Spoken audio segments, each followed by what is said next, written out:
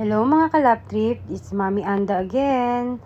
So ngayon po ipapakita ko sa inyo yung ginagawa namin bago kami pumasok ng production area para gumawa ng mga Laugh Tree Fresh Fruit Juice and Laugh Tree Fresh Fruit Concentrate, Calamansi and Lemon.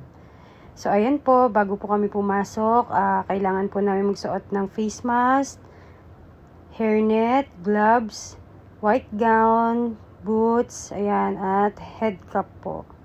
So, ayan, kailangan po naka-PPE po kami bago po kami pumasok ng production area para sure na sure po ang cleanliness ng ating mga product.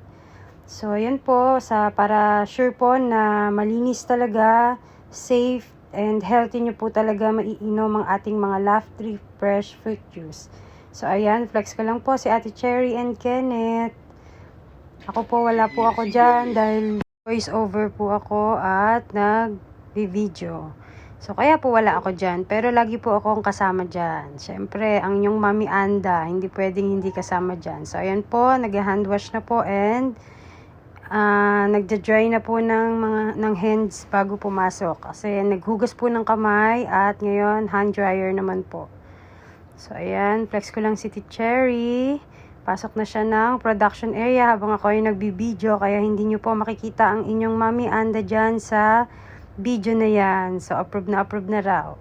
So, ayan po ang ating mga PPE. Ayan po, yung mga white gown natin, marami po yan. At ang gloves natin na iba't ibang sizes.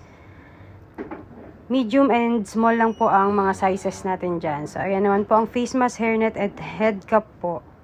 Yan po, ito naman po yung mga white boots natin na ginagamit natin para hindi tayo madulas sa loob ng production. So, ayun lang po mga kalaprit. Thank you and God bless to all.